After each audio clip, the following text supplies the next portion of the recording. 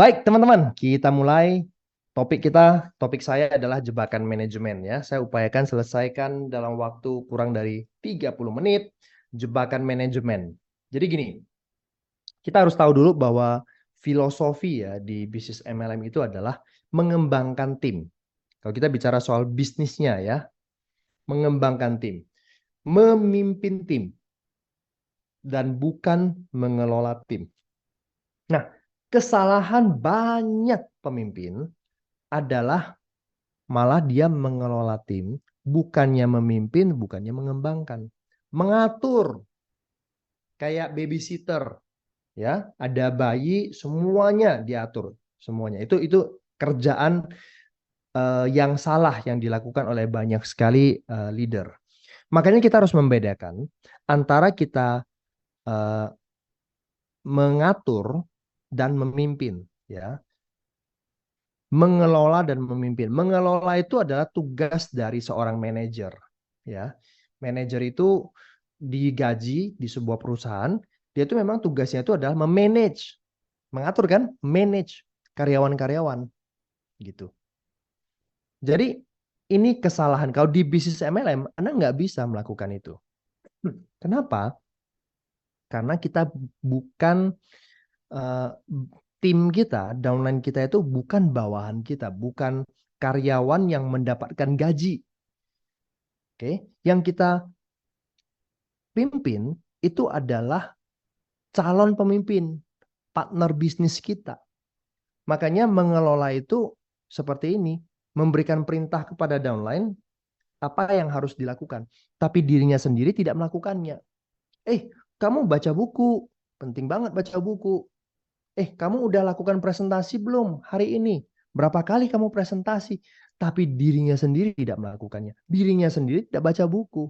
Tapi dia pintar mengelola. Kasih tahu apa yang harus dilakukan oleh tim, dia sendiri tidak melakukannya. Kalau Anda sebagai manajer, silakan Anda lakukan. Ya, karyawan, tim Anda akan ngikut karena mereka dibayar kan. Nah, di sini tidak. Oke. Nah, jadi yang benar yang harus dilakukan adalah menjadi pelaku dengan memberikan contoh apa yang harus dilakukan. Ya.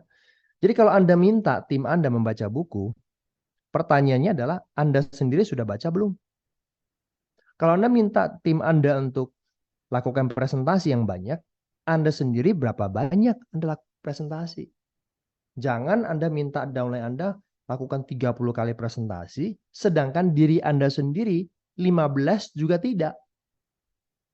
Jangan minta downline Anda untuk, ayo jangan takut dengan penolakan. Sedangkan Anda ditolak sekali dua kali sudah down luar biasa, nggak makan, nggak minum. Ya, pemimpin itu melakukan apa yang sudah dia katakan. Yang lebih tepatnya itu sebenarnya lakukan dulu, baru katakan, baru inspire orang-orang untuk melakukannya. Itulah yang namanya pemimpin.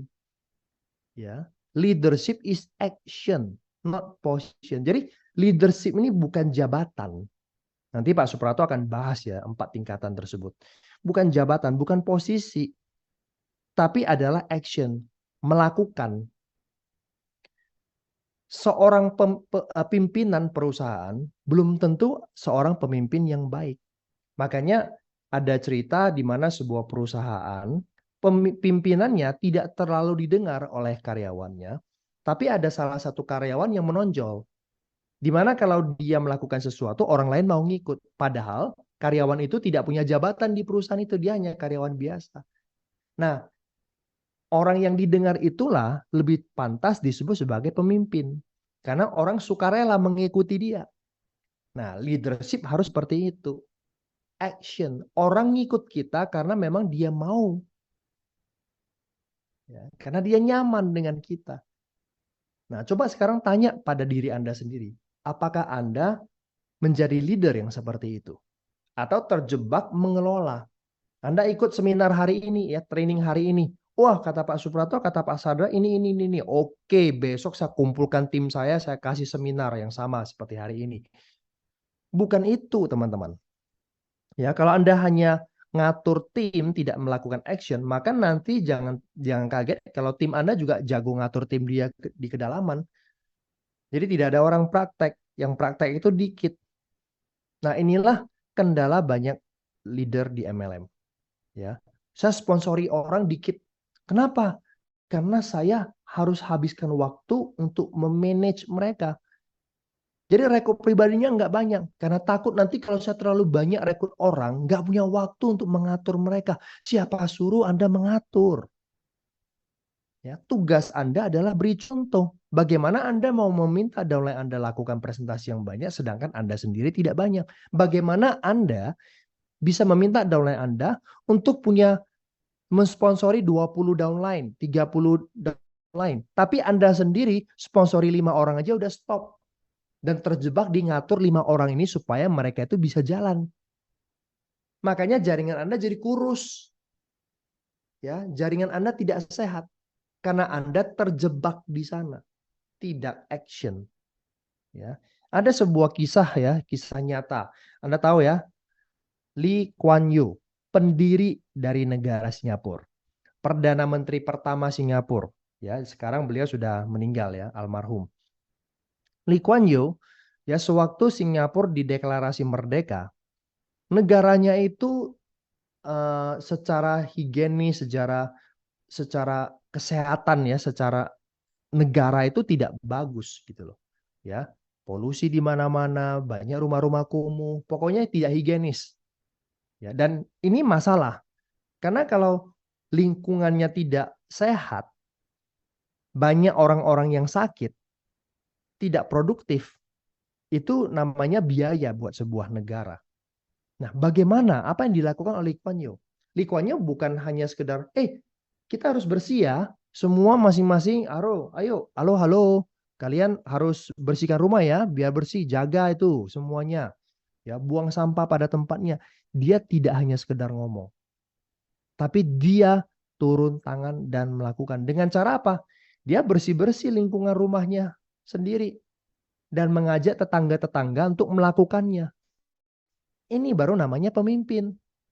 Kemudian dia meminta pejabat-pejabat semuanya juga untuk melakukan pembersihan di lingkungan mereka masing-masing. Tapi dia memberikan contoh. Ayo sapu. Dia sapu juga. Seorang perdana menteri. Inilah yang namanya leadership. Maka apa yang dilakukan oleh Lee Kuan Yew ini menginspirasi masyarakat Singapura. Dan kita tahu negara Singapura kecil tapi majunya luar biasa. Pengaruh Lee Kuan Yew sangat-sangat besar. Inilah yang namanya leadership action. Ya, walk the talk, melakukan apa yang sudah kita katakan. Jadi jangan minta downline melakukan sesuatu yang Anda sendiri tidak melakukannya. Ingat itu, camkan baik-baik. Ya. Berikutnya, mengelola itu artinya memberikan instruksi detail dan melakukan pengawasan ketat agar jangan ada kesalahan.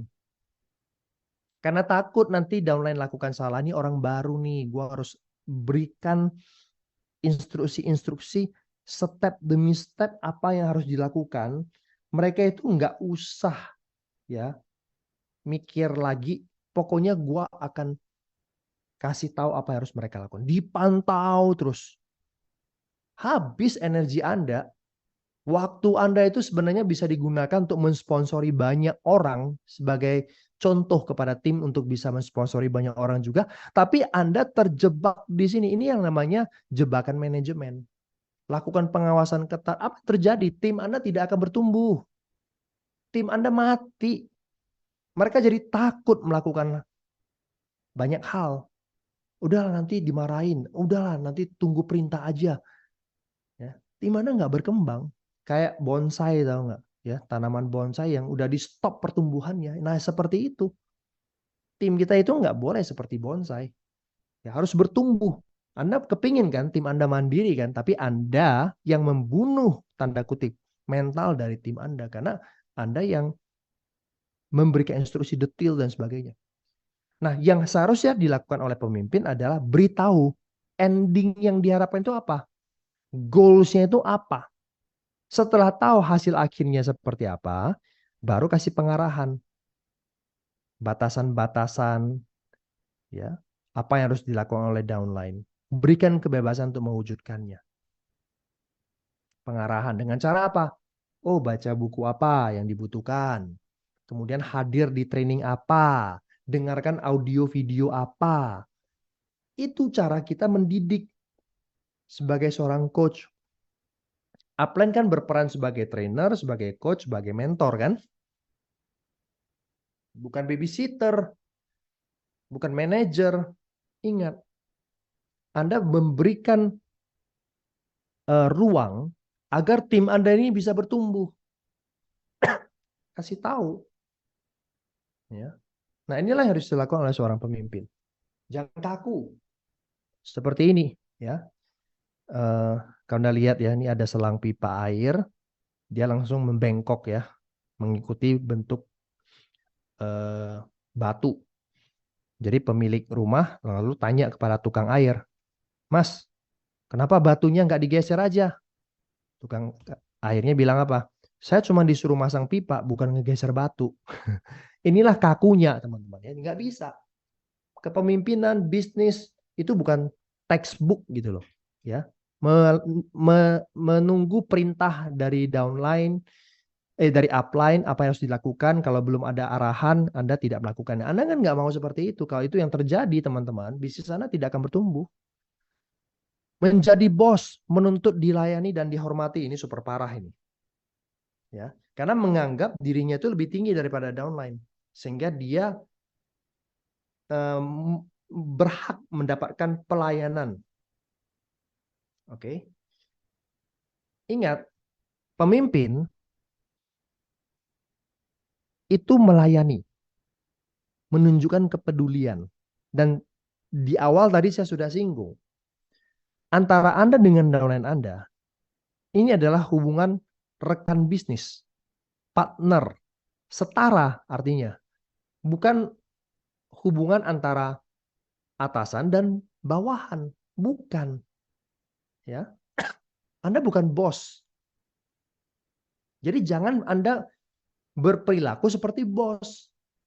Mentang-mentang diedifikasi ya, Anda makan edifikasi itu. Oh ya benar ya. Downline kan semuanya, wah kalau edifikasi saya nih orang hebat, sudah sukses. Wah, jaringan Anda besar. Apa yang terjadi? Anda memanfaatkan edifikasi ini dengan cara Anda minta melayani. Budi, kamu coba tolong fotokopi ini. Kamu coba ke Indomaret beli minum. Mereka bukan bawahan Anda. Terjadi teman-teman. Ya, terjadi. Ada leader yang seperti itu. Dan itu bukan Anda. Jangan mengatur, misalkan contohnya ya, bikin acara event. Kursi kurang, Anda harus susun ya, biar lebih banyak. Sebagai seorang pemimpin, apa yang Anda lakukan? Bagi tugas, Anda ikut terlibat di dalamnya. Entah Anda bagian sound system lah, atau mungkin Anda memang harus bagian di mengangkat kursi, menghitung seperti itu, Anda ikut terlibat di dalamnya, bukan hanya mengatur-ngatur, minta mereka untuk melakukan, Anda hanya lihat.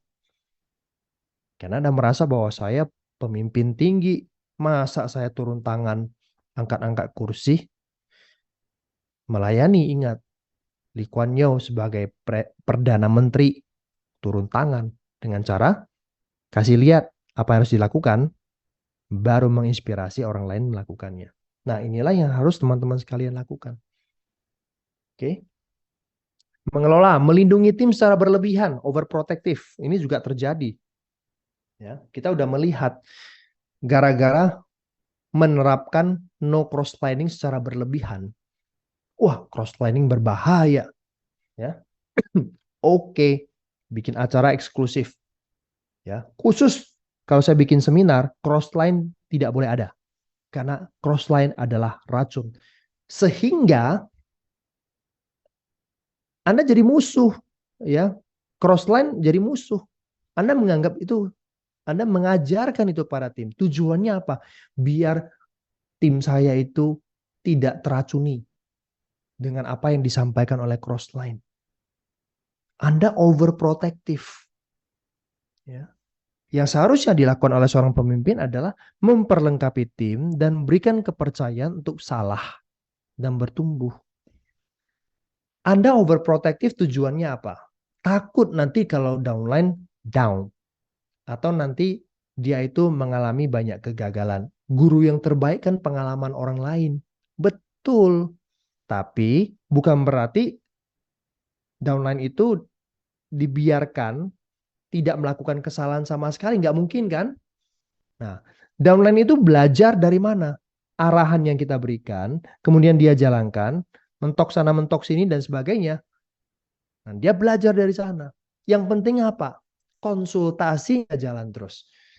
Nyawa kita di bisnis ini kan edifikasi, konsultasi, dan no cross lining kan. Nah, yang penting konsultasinya jalan terus. Waktu dia lakukan presentasi, dia ditolak orang, belum ada yang join, down kan.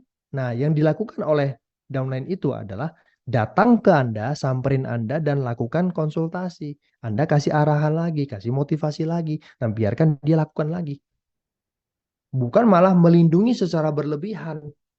Ya, crossline nggak boleh bicara, hati-hati. Jangan, bagusan, sama sekali. Jadi menganggap crossline itu virus. Ya, ini akan membuat tim Anda itu nggak bertumbuh. Ya, tidak terjadi yang namanya good team player di dalam. Ya, ini super parah ya. Kalau Anda terlalu ekstrim melindungi tim Anda tidak akan bertumbuh. Seperti kalau saya ilustrasikan itu ya, Anda punya pegas, per ya. Kalau Anda terlalu press pegas per itu, apa yang terjadi kalau Anda lepas? Maka per itu akan lompatnya jauh, nggak karu-karuan. Benar ya? Nah, pegas itu harus ditekan pelan-pelan. Ya. Sama seperti Anda punya anak. Nah, saya selalu mengilustrasikan kalau kita lagi punya tim, cara mendidik tim kita itu seperti Anda punya anak mau beranjak dewasa. Coba kalau misalkan Anda overprotective kepada anak Anda yang sudah remaja. Nggak boleh ini, nggak boleh itu. Semuanya nggak boleh. Harus ikut pengarahan dari orang tua. Apa yang terjadi? Anak Anda akan berontak. Dan lebih parah lagi, anak Anda tidak bisa bertumbuh. Akan terus seterusnya menjadi penakut dan tidak berani mencoba ini dan itu. Kenapa? Karena Anda overprotective. Tidak membiarkan, memberikan kesempatan kepada downline Anda, kepada anak Anda untuk bertumbuh. Itu pembelajaran yang udah paling baik tuh. Anda tidak mungkin, secara normal kita nggak mau ya overprotective anak kita. Karena kita tahu. Nah, sama juga dengan downline. Kalau ini nggak boleh, itu nggak boleh. Pokoknya kalau kamu mau lakukan sesuatu harus minta izin dulu dari saya. Anda overprotective, dipantau terus. Ngapain aja aku? Ngapain aja? Lihat story-nya, ngapain aja. Ini kumpul dengan siapa? Wah, selalu dikasih nasihat terus. Tim Anda nggak akan bertumbuh. Takut jadinya. Ya, dengan Anda. Ini juga terjadi. Melakukan semua hal untuk tim. Takut salah. Ini orang baru nih. Kalau biarkan dia lakukan presentasi semuanya, nanti salah. Yang seharusnya bisa join jadi nggak join. Nih, saya yang bantu aja. Wah, lu mau sponsoring orang yang bagus, yang levelnya di atas Anda, manajer. Udah, saya yang bantu aja.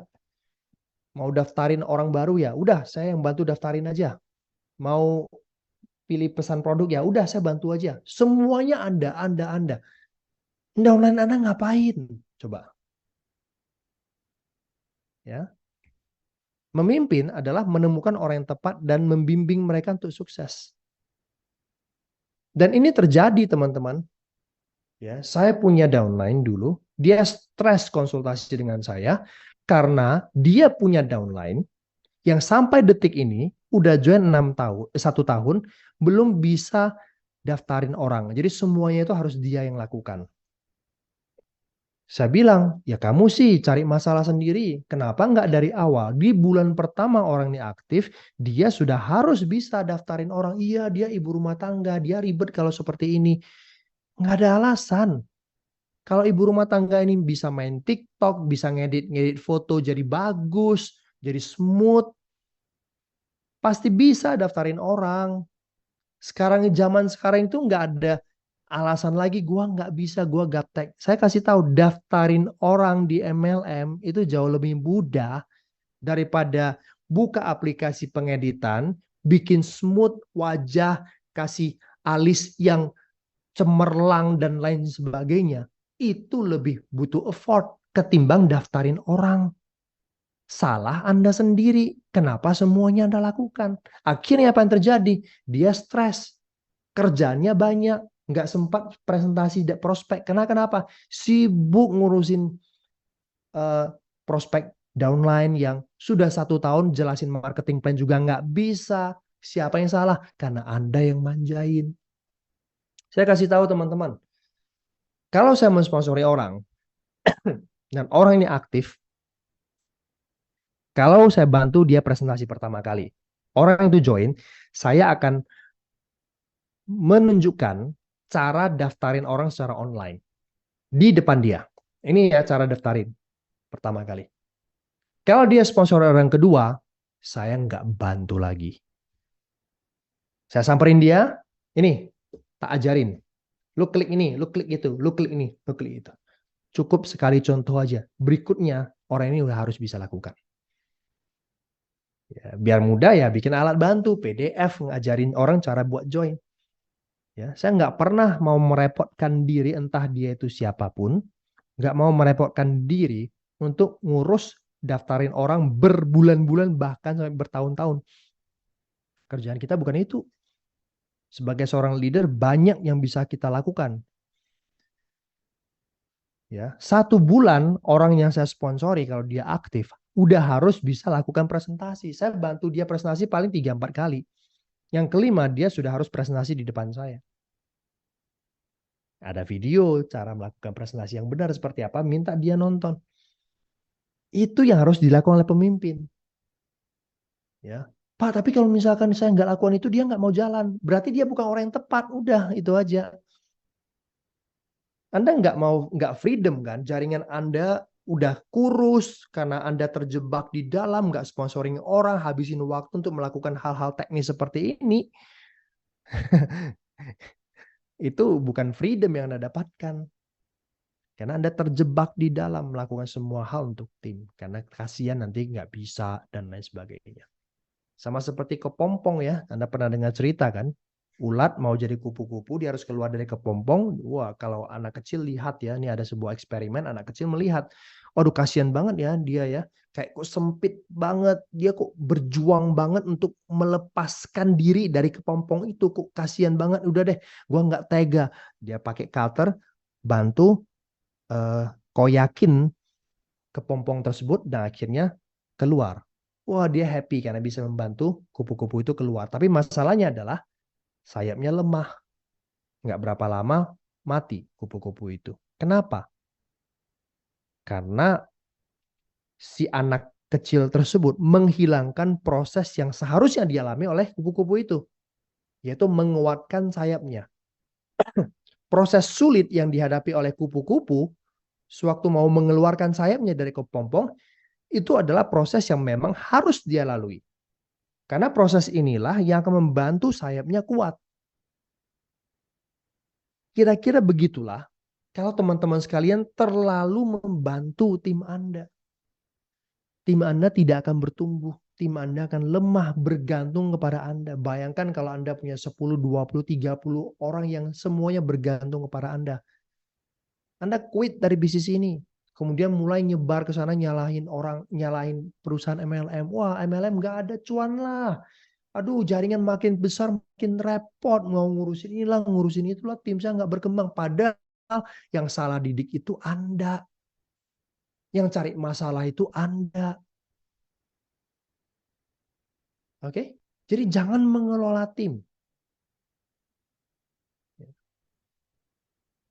Orang yang paling sedikit minta bantu, biasanya paling cepat mandiri dan punya bisnis besar. Ini fakta. Ya, apa-apa tidak bisa, semua tidak bisa, semua tidak bisa, nggak akan bertumbuh. Nah, tugas Anda adalah mementoring orang itu untuk melakukan. Pakai people skill, pelan-pelan ajarin, oke lah gaptek. Tapi kalau lakukan 2 kali, 3 kali, 4 kali, pasti bisa. Nah, mungkin untuk satu orang ini Anda butuh kesabaran. Tapi setelah itu, dia udah bisa. Bahkan mengajar orang lain untuk bisa. Iya kan? Orang yang dia telepon up, Gua kemarin sudah lihat cara presentasi. Nanti sore saya ada teman saya pelatihan presentasi ya. Bagus banget. Saya punya downline dulu. Waktu saya kasih contoh lakukan presentasi ke prospek dia, 2 kali 3 kali nggak ada yang join. Tapi setelah itu dia lakukan sendiri. Malah yang dia lakukan sendiri yang bergabung. Nah, ini bukti bahwa orang yang paling sedikit minta bantu biasanya paling cepat mandiri dan punya bisnis besar. Jadi jangan takut kalau nggak dibantu pasti mati. Tidak, orang tepat tidak bisa dibunuh. Makanya sponsori orang banyak terus menerus. Jangan berhenti dengan alasan nanti nggak cukup waktu untuk kerja ke dalam. Akan cukup waktu untuk kerja ke dalam. Malah dengan Anda mensponsori banyak orang, Anda menemukan orang-orang yang tepat lebih banyak. Sehingga Anda bisa memilih Anda mau kerja dengan siapa.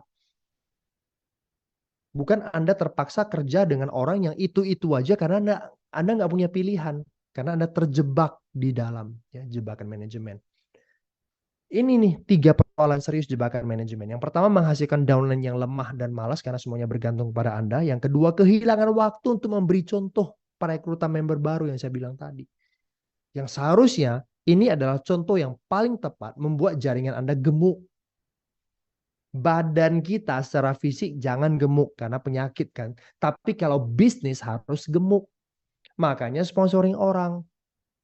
Ya, Eric Worre mengatakan apa? Dalam 6 bulan sponsori 20-30 orang untuk mencapai momentum.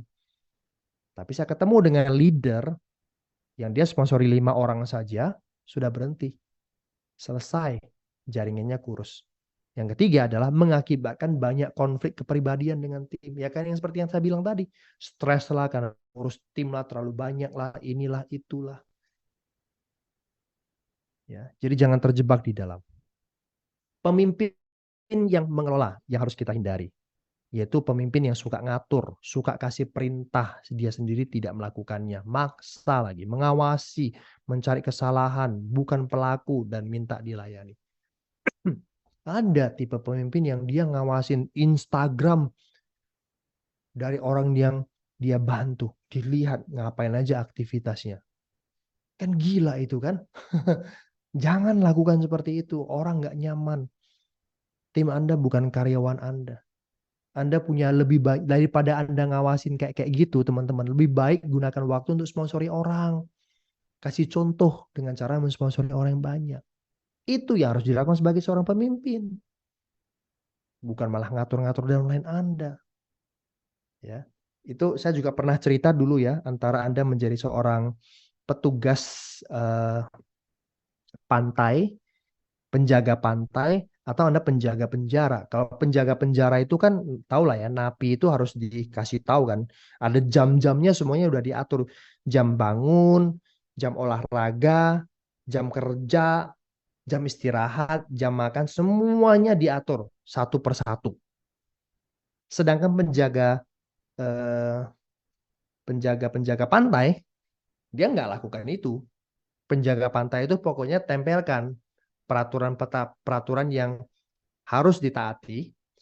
Kalau mau main pantai, ada bagian tertentu yang dilarang main di sana, sudah dikasih tanda. Dan apa yang dilakukan oleh si penjaga pantai itu? Dia melihat dari jauh, ya, memantau dari jauh. Tapi orang-orang yang bermain di pantai mereka bebas mau melakukan apapun juga. Yang penting menaati aturan-aturan yang ada, diberikan kebebasan untuk melakukan apapun juga. Nah, dia memantau dari jauh, kalau terjadi bahaya, dia pergi membantu. Nah, di bisnis jaringan, cara kita memperlakukan downline kita adalah sebagai orang penjaga pantai. Bimbing. Yang penting satu, konsultasi harus jalan terus. Ya. Pemimpin yang sejati, ini yang harus kita lakukan. Walk the talk. Ingat ya, setiap Anda meminta downline Anda untuk melakukan sesuatu, Anda sendiri dulu lakukan. Leader melayani, tidak memaksa, menunjukkan kepedulian, percaya kepada tim. Ya, kalau Anda memantau terus, ngontrol terus, itu tandanya Anda nggak percaya kepada tim. Ya, sebagai seorang pemimpin, Anda percaya kepada tim. Dan di bisnis ini ingat, golden rule-nya adalah ini bisnis saya. Artinya Anda mau sukses atau tidak, semuanya bergantung kepada Anda, bukan orang lain, bukan upline Anda. Tapi Anda. Saya nggak dibantu upline, makanya saya nggak bertumbuh. Enggak. Karena Anda ya yang menyebabkan diri Anda sendiri gagal. Karena bisnis golden rule-nya adalah ini adalah bisnis saya, titik. Saya baca di buku Eric Worre, bagus banget. Inilah kata-kata yang seharusnya Anda sampaikan kepada tim Anda. Ya, jika Anda sukses dalam bisnis ini, kesuksesan ini tercipta berkat Anda, bukan saya. Jika Anda gagal, itu juga karena Anda, bukan saya. Anda yang akan menjadi pembeda antara kesuksesan dan kegagalan. Saya di sini untuk bimbing Anda di setiap langkah, tapi saya tidak akan melakukan langkah-langkah itu untuk Anda. Saya di sini untuk bekerja dengan Anda, bukan untuk Anda. Tugas saya adalah menolong Anda mandiri dari saya secepatnya. Inilah seorang pemimpin, teman-teman sekalian. Itu aja teman-teman. Kita akan lanjut ke Pak Suprato. Kita akan bahas 4 tingkatan kepemimpinan. Silakan Om. Oke.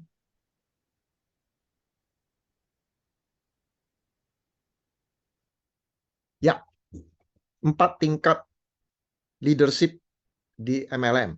Ini saya ambil dari buku ini ya. Nggak usah cari di Gramedia, nggak ada ya. Ini buku dari Jim Donnan, sebuah buku kepemimpinan di MLM yang keren banget ya. Jim Donnan ini pendiri dari support system salah satu terbesar di dunia ya, Network 21. Nah, 4 tingkat leadership ini yang saya mau bahas. Nah, ini pas banget di MLM. Kalau Bapak Ibu baca buku John Maxwell juga ada ya, ada 5 tingkat kepemimpinan dan sebagainya, tapi kurang praktis di MLM. Nah, kalau 4 tingkat ini karena penulisnya adalah pelaku di bisnis MLM, jadi ini cocok banget ya untuk diterapkan di bisnis MLM. Ya. Saya akan mulai. Tingkat yang pertama, pemimpin berdasarkan jabatan. Ini sebenarnya mirip-mirip ya, ada beberapa poin yang saya mengulangi apa yang Sadra sampaikan, tapi nggak apa-apa ya. Karena di MLM biasa ya, Anda diulang-ulang juga belum tentu Anda lakukan ya. Diulangi berkali-kali, diingatkan juga belum tentu dipraktekkan ya. Jadi saya akan ulang-ulang ya beberapa poin. Nah, tingkat yang pertama, ini yang paling dasar, itu adalah pemimpin berdasarkan jabatan. Hanya gara-gara dia dapat jabatan, ya dia gunakan itu untuk memimpin. Ini level paling bawah. Dan sebenarnya ini banyak terjadi di dunia corporate ya, perkantoran. Seseorang dapat jabatan sebagai manajer atau direktur atau kepala cabang. Nah, karena jabatan tersebut, orang-orang ikut dia. Tapi orang ikut ini belum tentu karena leadership dia, belum tentu. Ada yang mungkin ikut karena takut nanti dipecat, ya takut ditegor karena mereka digaji. Itu yang tadi Sadra bahas ya, jebakan manajemen ya. Managerial skill, bukan leadership skill. Hanya karena punya jabatan, orang-orang mengikuti kita. Ya. Nah, kalau di bisnis MLM ini sebenarnya nggak bisa. Orang harus mengikuti kita dengan sukarela karena kepemimpinan kita, karena leadership kita. Nah, tapi di MLM ini bisa terjadi loh. Ketika Anda sponsori seseorang, Anda itu sudah punya jabatan upline, betul nggak? Anda itu seorang upline. Nah, ada orang yang gara-gara upline, dia merasa punya kuasa atas orang lain yang dipimpinnya. Padahal upline dengan downline di bisnis MLM itu adalah partner, bukan atasan bawahan. Oke, jadi jangan Anda gunakan posisi Anda sebagai upline untuk memerintah downline Anda. Apalagi kalau Anda diedifikasi, kemakan oleh edifikasi, sehingga Anda memerintah downline Anda. Cilaka lagi, Anda naik peringkat. Nah, gara-gara Anda naik peringkat, diedifikasi, ada loh upline yang menggunakan ini untuk memanipulasi downline-nya atau memerintah downline-nya. Yang tadi Sadra bilang, suruh beli minum lah, suruh fotokopi lah, dan sebagainya. Ya, seolah-olah dia jadi bos. Di MLM nggak bisa seperti itu. Karena ini adalah leadership skill. Leadership skill itu orang mengikuti kita karena sukarela, bukan karena kita atasannya. Jadi pemimpin berdasarkan jabatan ini adalah level yang paling bawah. Oke, ini Anda nggak bisa bertahan dengan posisi ini. Memang di MLM, di support system, kita menghargai peringkat. Orang-orang yang mendapat pin peringkat tertentu itu dihargai, naik panggung. Tapi bukan karena jabatan itu, peringkat itu membuat Anda punya hak untuk memimpin orang lain. Nggak bisa. Ya, jabatan, bukan jabatan ya. Peringkat di MLM ini hanya potensi untuk memimpin. Jadi ingat ya, peringkat Anda di MLM, kalau Anda naik peringkat itu hanya potensi. Ya, jadi kalau Anda dihargai naik panggung itu potensi. Anda punya potensi untuk memimpin karena peringkat Anda. Tetapi orang lain mau mengikuti Anda atau tidak, itu urusan Anda. Apakah Anda berkembang nggak ke tingkatan berikutnya? Karena ada 4 tingkat kan? Ini tingkat paling basic, tingkat 1. Nah, jadi kalau Anda punya peringkat, Anda punya potensi untuk memimpin. Tapi itu semua bergantung apakah Anda berkembang naik ke tingkatan berikutnya. Kalau di MLM, teman-teman, Anda misalnya datang ke pertemuan lalu diperkenalkan ke upline yang punya peringkat yang tinggi, yang sudah diedifikasi. Nah, Anda mungkin kagum dengan upline tersebut. Wow, peringkatnya tinggi ya. Anda kagum. Tapi hanya sebatas kagum. Belum tentu Anda mau mengikuti dia, betul nggak teman-teman? Anda kagum dengan peringkat tinggi. Wah, ini pasti orang hebat. Tapi masalah Anda mau mengikuti dia atau tidak, ntar dulu. Ya, karena pemimpin berdasarkan jabatan atau peringkat ini level paling bawah. Tidak cukup untuk Anda supaya diikuti, supaya Anda punya pengaruh tinggi. Ini potensi, baru potensi. Nggak cukup untuk menjadi pengaruh. Oke? Jadi sekali lagi, peringkat di MLM potensi untuk memimpin. Tapi apakah Anda mau diikuti atau enggak, apakah Anda punya pengaruh atau enggak, itu bergantung apakah Anda berkembang ke tingkatan berikutnya. Oke? Saya akan bahas tingkatan berikutnya sekarang. Tingkat yang kedua, pemimpin berdasarkan kepribadian. Nah, ini lebih baik daripada tingkat 1 tadi. Ini bisa jadi Anda punya kepribadian yang baik. Apa saja pemimpin berdasarkan kepribadian? Masalah kepribadian yang menarik itu contohnya apa aja? Ini ada beberapa poin. Yang pertama, ini langsung ditampilkan semua ya. Influencer, bisa jadi Anda ada seorang selebriti yang memang dikagumi. Mungkin selebgram, selebriti lah ya. Join sebuah MLM. Karena dia seorang selebriti, dikagumi, orang senang mengikuti selebgram ini atau selebriti ini. Ya, bisa jadi bisnisnya berkembang. Pernah nggak Anda misalnya ada orang yang sponsori seorang selebriti, tiba-tiba bisnisnya booming. Karena selebriti ini punya kepribadian menarik, orang suka. Ya, sehingga orang mau ngikut. Tapi nggak cukup.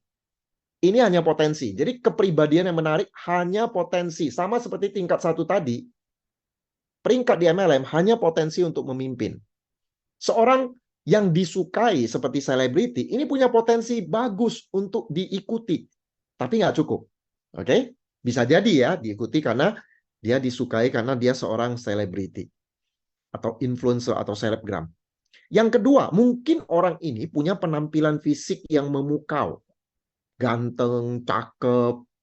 Sehingga orang suka, betul nggak? Kan orang kan suka ya dengan yang ganteng-ganteng, yang cakep-cakep. Nah, ini juga sebuah potensi.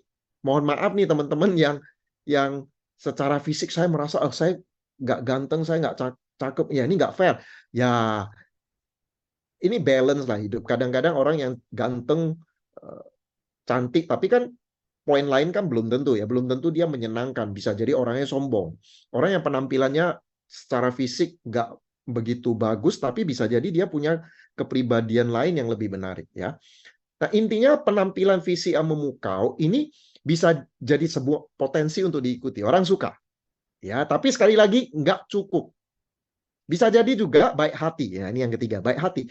Ada seorang punya kepribadian yang baik, dia tulus, peduli. Nah, itu juga sebuah potensi. Orang juga suka mengikuti orang yang baik hati, betul nggak? Atau dia seorang public speaker, dia punya kemampuan bicara hebat. Kalau di atas panggung, orang suka melihat orang ini bicara. Ini juga sebuah potensi, teman-teman. Jadi kalau Anda punya keterampilan bicara, di MLM itu sebuah potensi. Sekali lagi, hanya potensi. Diikuti atau tidak, itu bergantung apakah Anda berkembang ke tingkatan selanjutnya. Ada 4 tingkat, ingat. Tingkat 1 tadi ya, yang berdasarkan jabatan atau peringkat. Ya, Anda harus naik ke berikutnya. Anda harus punya kepribadian yang menarik. Termasuk people skill. Bisa jadi Anda orang yang ramah, pintar jalin hubungan, pintar memuji, pendengar yang baik. Ini kan satu kepribadian atau satu people skill yang membuat orang suka dengan Anda. Nah, ini juga sebuah potensi untuk memimpin. Tapi sekali lagi nggak cukup. Maka Anda harus hati-hati dengan orang yang punya people skill-nya tingkat dewa. Berkali-kali saya ketemu orang yang people skill-nya itu mengerikan, dahsyatnya bukan main. Biasanya orang punya people skill ya biasa-biasa gitulah ya. Dia pendengar yang baik, dia ramah, pintar memuji, tapi biasa-biasa aja. Saya pernah ketemu orang yang wow, dia punya people skill tingkat dewa. Ya, kadang-kadang yang seperti ini malah berbahaya, teman-teman. Ya, ada loh orang menggunakan kemampuan people skill ini untuk memanipulasi orang lain. Ujung-ujungnya malah menipu. Ujung-ujungnya orang yang punya karakter yang ternyata culas, licik, bahkan penipu. Hati-hati teman-teman ya, karena ini bisa berupa polesan aja. People skill ini bukan tulus, tapi bisa jadi itu polesan. Ya, oke. Jadi ujung-ujungnya waktu yang akan membuktikan ya. Kuda yang bagus baru ketahuan setelah berlari jarak jauh ya. Oke, jadi ini semua kepribadian yang menarik ini adalah potensi untuk memimpin.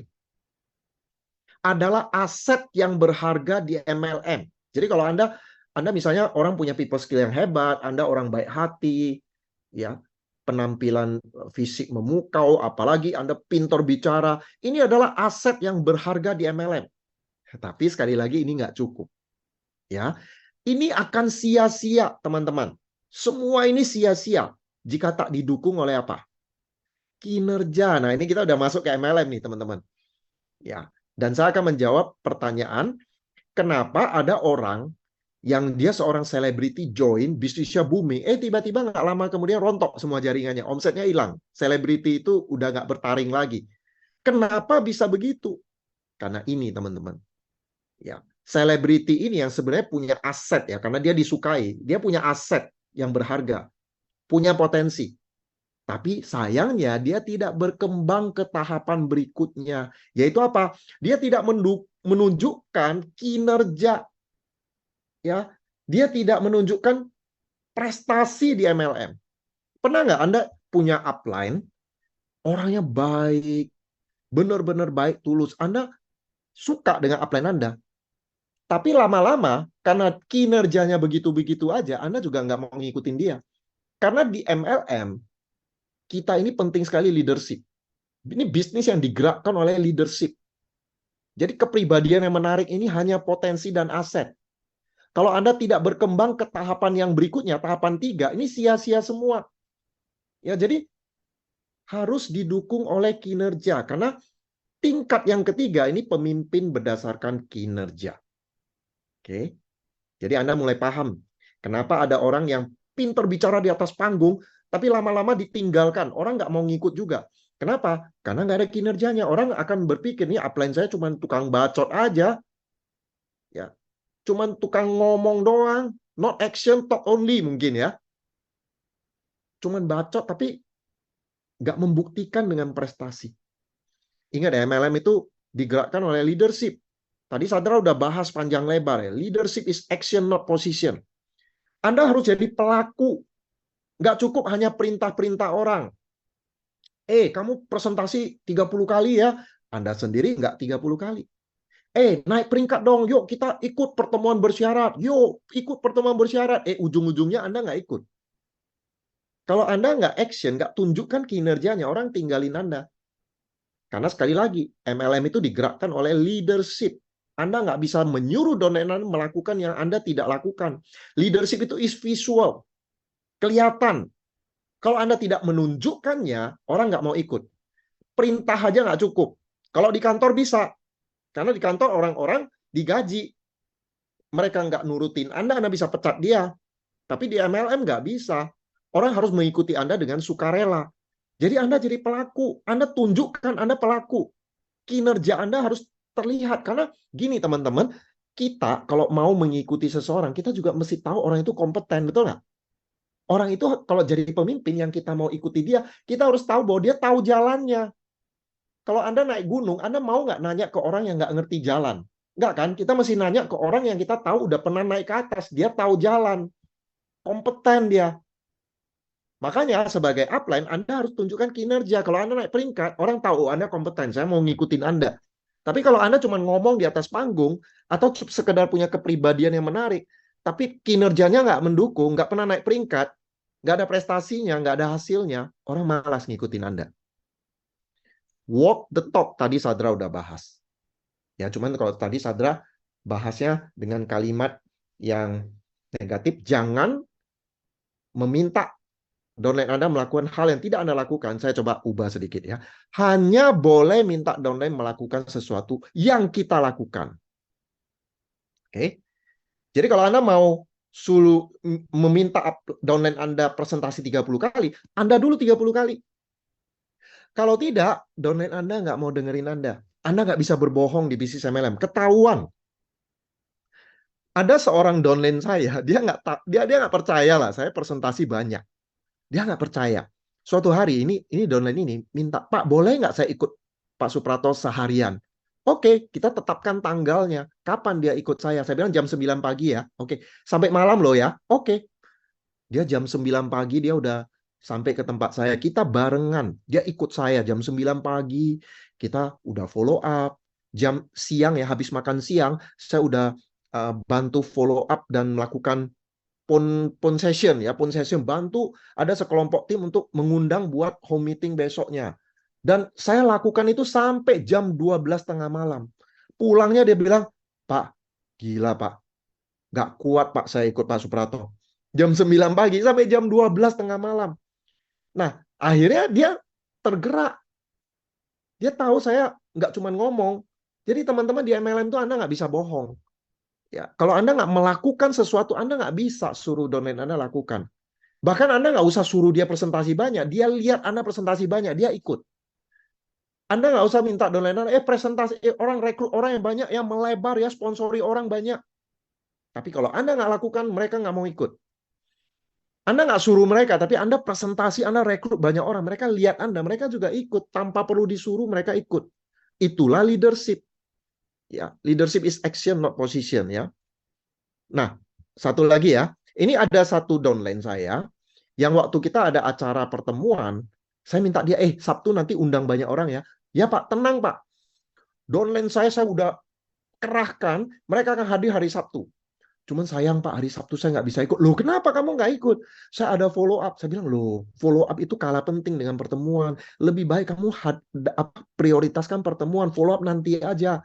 Kalau kamu suruh downline-mu hadir, kamu sendiri nggak hadir, pesan apa yang kamu sampaikan ke downline Anda? Berarti bagi Anda sendiri pertemuan nggak penting. Anda suruh downline Anda hadir, sedangkan Anda sendiri nggak hadir. Ini nggak bisa seperti itu. Tapi dia ngotot, tetap mendahulukan follow up. Apa yang terjadi? Downline-nya nggak ada satupun yang datang. Jadi jangan minta downline Anda melakukan sesuatu yang Anda tidak lakukan. Jadi kalau Anda nggak hadir di pertemuan, Anda nggak bisa hadirkan downline Anda ke pertemuan. Oke? Jadi walk the talk. Nah, jadi Anda perlu membangun pengaruh Anda supaya orang mau ikut Anda dengan kinerja. Anda harus buktikan Anda itu pelaku. Jadi kalau misalnya ada pertemuan, majuin orang ya, ada panggung lah, ada panggung ya. Anda dihargai sebagai katakan 15 planner, orang yang presentasi 15 kali. Nah, Anda harus naik ke atas panggung. Jangan sampai Anda nggak hadir. Jangan sampai Anda nggak naik. Ini naik panggung itu bukan buat pamer, tapi untuk menunjukkan bahwa Anda itu pelaku. Ya, sebelumnya lah ya, saya ada pertanyaan, ada kasus yang menarik ini ya. Nah, Anda perlu lihat yang saya share ini ya. Nah, Anda tadi ini poinnya kan gini ya. Anda bisa membangun pengaruh dengan kinerja Anda. Oke, dengan prestasi Anda bisa bangun pengaruh. Ini banyak terjadi teman-teman ya. Pertanyaannya adalah dari dua gambar ini, mana leader yang lebih berpengaruh untuk si C? Nah, si C ini yang kuning ini ya. Yang sebelah kiri, si C punya upline si A. Yang sebelah kanan, si C punya upline si B. Nah, pertanyaan saya, mana yang lebih berpengaruh untuk si C? Leader A atau leader B? Coba, menurut Anda yang mana? A atau B? Oke, mana? A atau B? Yang lebih berpengaruh? A, B. Oh, banyak yang jawab B ya. B, B, B, B. Yes. Jelas. B ya. Kenapa? Karena B ini dia pengaruh, dia punya pengaruh. Kenapa? Karena dia tunjukkan kinerjanya. Dia nggak cuma punya si C, tapi dia punya D, dia punya E yang bangun tim. Tapi si A itu cuma punya si C. Kalau Anda cuma punya satu downline aktif, Anda suruh-suruh dia, berkembang dong, berkembang dong. Jangan heran kalau si C nggak mau dengerin Anda. Jangan heran kalau si C itu ngeyel. Anda mengatakan bahwa si C ini pembuat masalah. Padahal bukan pembuat masalah. Andanya yang bermasalah karena Anda nggak ada kinerja. Nggak menunjukkan bahwa Anda itu pelaku. Anda cuma suruh-suruh si C berkembang. Anda sendiri cuma punya si C. Paham ya teman-teman ya? Jadi kalau Anda mau punya pengaruh, tunjukkan bahwa Anda bisa berkembang tanpa si C. Baru C menghargai Anda sebagai seorang leader. Banyak loh kasus orang konsultasi dengan saya, Pak, ini downline saya ngeyel, nggak mau denger. Begitu saya tahu jaringannya, dia nggak punya siapa-siapa, cuma punya si C. Pantesan si C nggak mau dengerin dia. Karena dia nggak ada kinerjanya. Nggak membuktikan bahwa dia seorang pemimpin. Ya. Nah, jadi si B ini lebih berpengaruh. Karena dia punya D, dia punya E. Sehingga C ini mau tak mau dengerin si B. Kenapa? Karena B ini pemimpin yang membuktikan diri dengan kinerjanya. Gitu. Nah, contoh ya. Ini yang banyak terjadi ya. Anda punya 4 orang misalnya ya. A, B, C, D. Anda punya 4 orang. Lalu Anda bilang, si A ini satu-satunya yang aktif, pembuat masalah, ngeyel, nggak mau dengerin saya, Pak. Pak, si A itu nggak mau dengerin saya, Pak. Saya suruh ini, nggak mau dengerin saya. Pembuat masalah. Anda komplain terus tentang si A. Terus saya tanya, grup Anda yang lain siapa? Si B nggak aktif, si C nggak aktif, si D nggak aktif. Ya pantesan kamu nggak punya pengaruh. Si A mana mau dengerin Anda, orang Anda cuma punya dia, Anda nggak punya tim lain. Anda pemimpin yang nggak ada prestasi, nggak ada pengaruh. Mungkin Anda baik hati, mungkin Anda upline-nya, mungkin Anda pernah punya peringkat tertentu, tapi jaringan Anda sudah rontok semua. Kan ada bisa jadi ya, dia udah punya peringkat yang peringkatnya nggak turun, tapi sebenarnya bisnisnya udah rontok. Ya, ya jelas si A itu nggak mau dengerin Anda karena Anda cuma sampai pada tahap 1 atau 2. Anda nggak berkembang ke tahap yang ketiga, tingkat yang ketiga tadi, yaitu apa? Pemimpin berdasarkan kinerja. Kinerjanya nggak ada. Harusnya teman-teman. Kalau saya ya punya seorang downline nggak mau dengerin saya introspeksi. Saya nggak akan komplainin atau mengeluh tentang si A. Aduh, kenapa si A nggak mau dengerin saya? Saya introspeksi. Apa yang salah dari saya ya? Si A ini kok nggak mau dengerin saya? Karena orang pasti bisa respect ke pemimpin yang baik. Kalau orang nggak bisa respect, kemungkinan pemimpinnya ini yang nggak benar. Makanya teman-teman introspeksi. Kalau si A nggak mau dengerin saya akan bangun tim di luar A. Anda mungkin akan rekrut lagi, rekrut orang baru. Jangan diem aja. Anda cuma komplain ya tentang si A, sementara Anda nggak pernah rekrut orang lain. Nah, bangun tim lain. Siapa tahu dapat si E.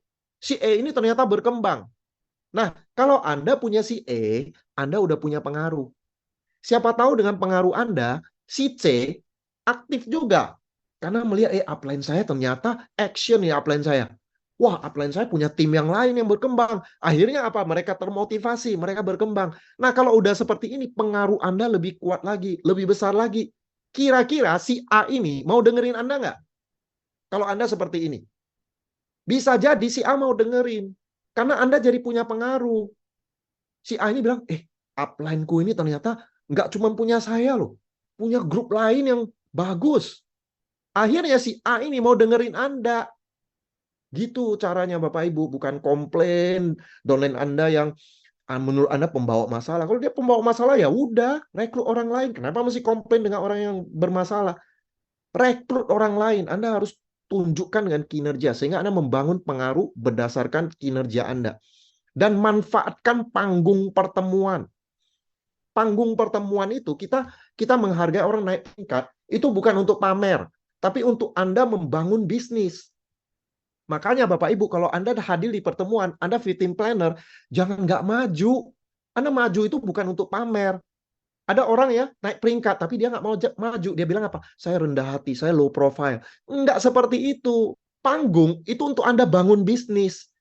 Supaya ya Bapak Ibu ya, Anda menunjukkan pengaruh Anda. ke downline Anda bahwa Anda punya kinerja, sehingga leadership Anda naik.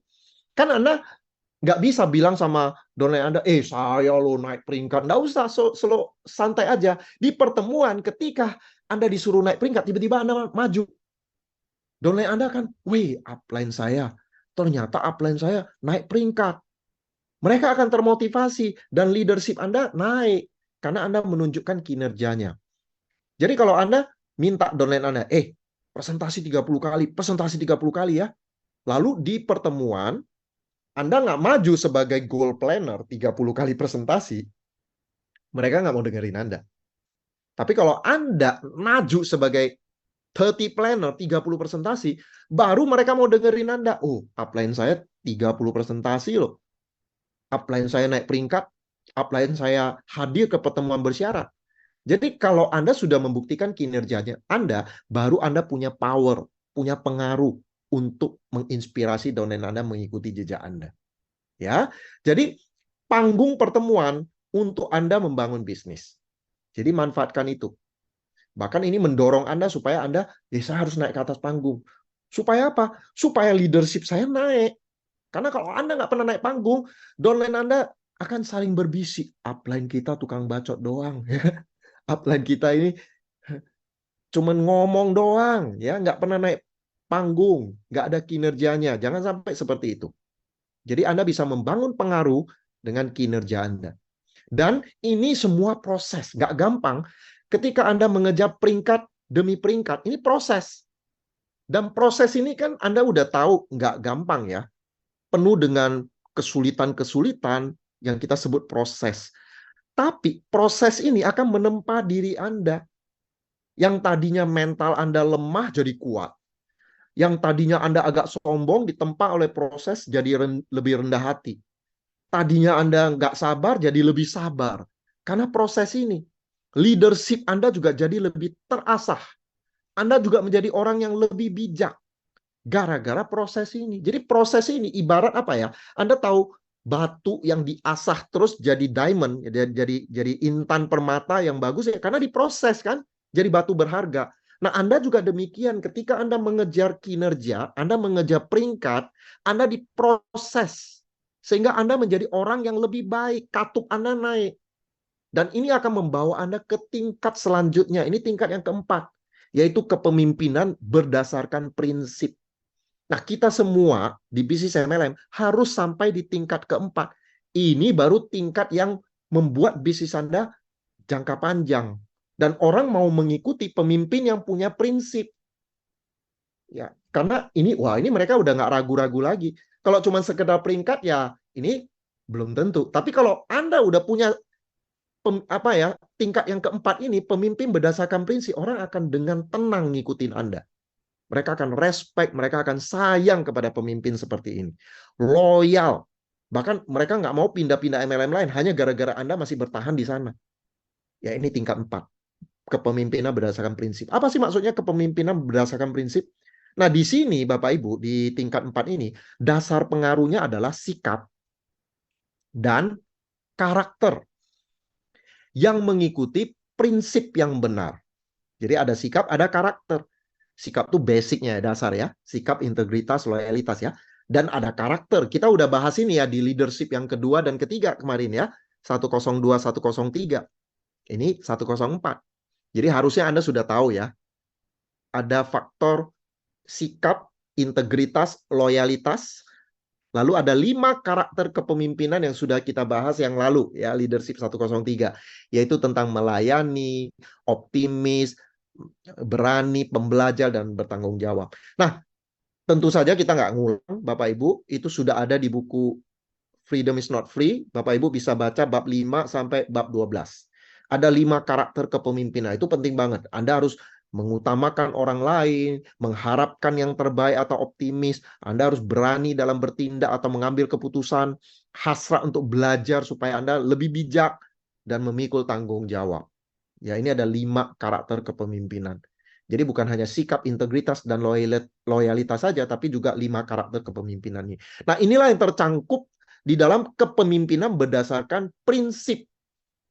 Ya, dan umumnya kalau Bapak Ibu mengikuti proses-proses ini, Anda belajar, harus ya Anda bisa sampai di tingkat yang keempat ini.